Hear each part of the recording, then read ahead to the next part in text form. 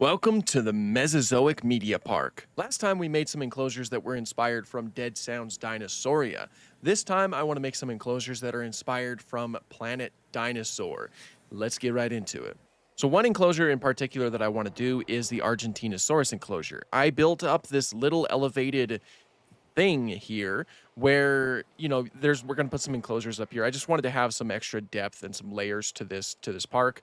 But I was thinking that, like, say over here, for example, we can put a nice sort of viewing deck sort of thing that looks into a vast Patago Titan enclosure. Obviously, Argentinosaurus is not in the game, so the best we can do right now is Patago Titan.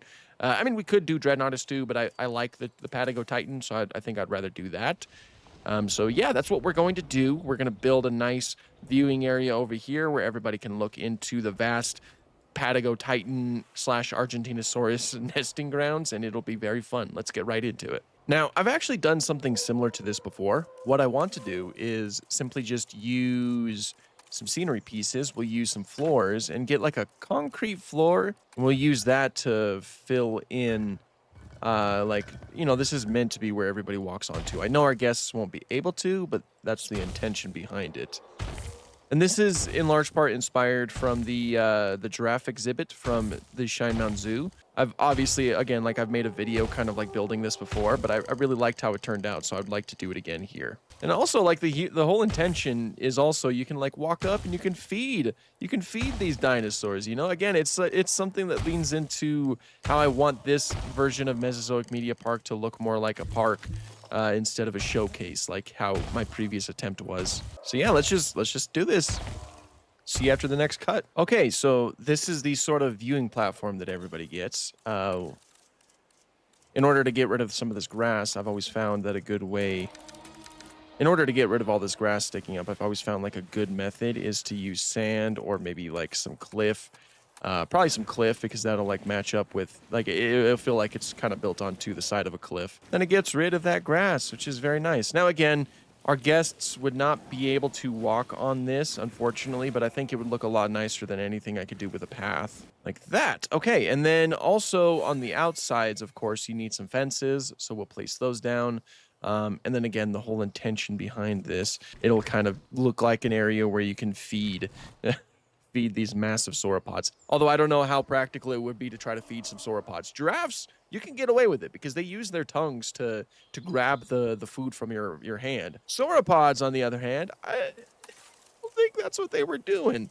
They were still using their teeth to bite onto vegetation and then pulling it back. So if you're feeding a sauropod, there's a good chance that you're going to get some fingers bit off. So I don't know if it'd be the best idea to go and feed a sauropod. But good thing none of this is real. Am I right? That way I'll have 0 lawsuits on my hands.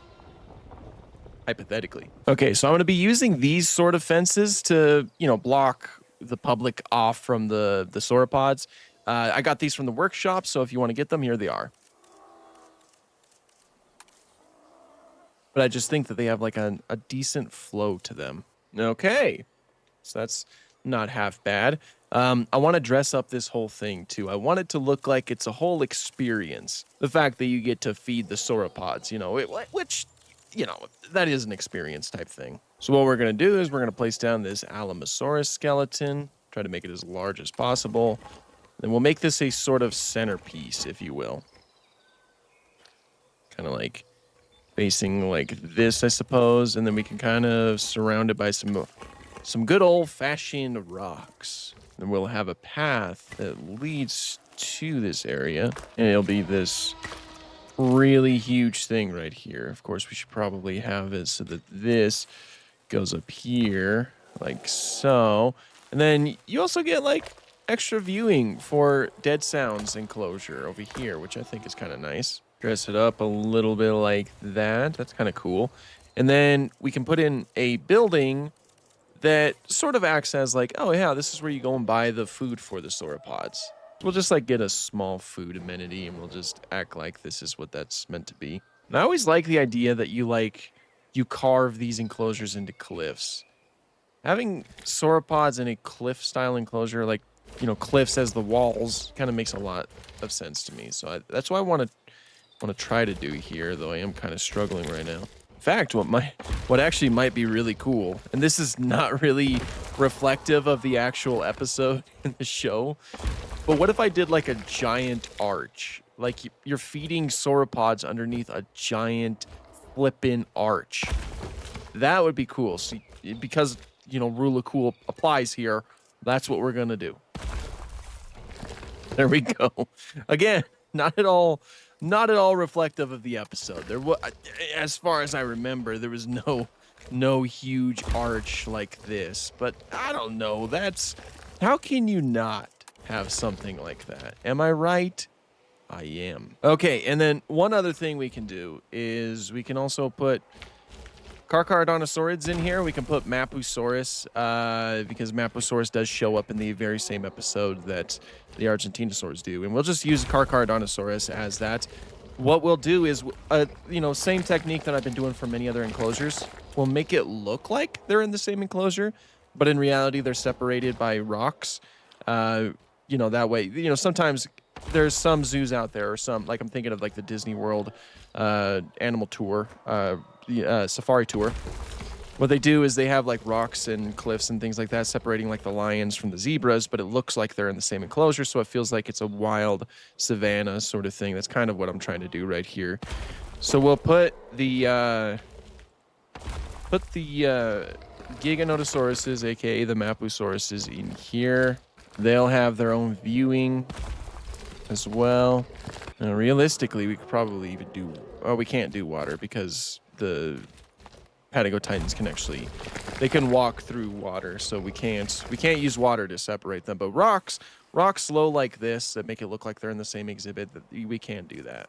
Now, as far as like the meat and potatoes of the actual enclosure, there's really not much else I can do to make it look extravagant.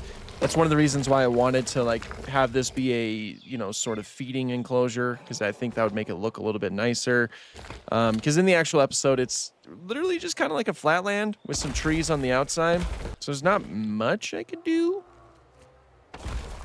So I think that the arch is certainly going to help make it look nicer.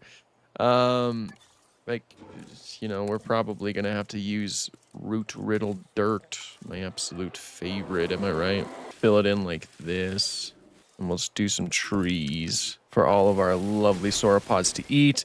The Gigas / Mapusauruses, they're gonna have like quite a bit of vegetation. It's kind of like, oh yeah, they're hiding, ready to ambush some of these Argentinosauruses. Might also hide some of these rocks so it looks like they're in the same enclosure, you know? And then, of course, one of the most important references that we can do is place a lot of nests, because obviously one of the big things that they were doing in that episode was laying eggs. So I'm only putting small eggs, or small nests, because I don't really want them to use them. We'll just scatter them all over the place. We'll put 3 of them as references. That's kind of cool. Honestly, this might be a little bit too low. Like, these Patagotitans are going to be huge, but it's going to look really sick. I'll tell you that. See them walking around. We also need to put down some rocks here so that the Carcharodontosaurids can't get out. And then to view said Giganotosauruses / Mapusauruses, we'll just put in a viewing gallery. Okay.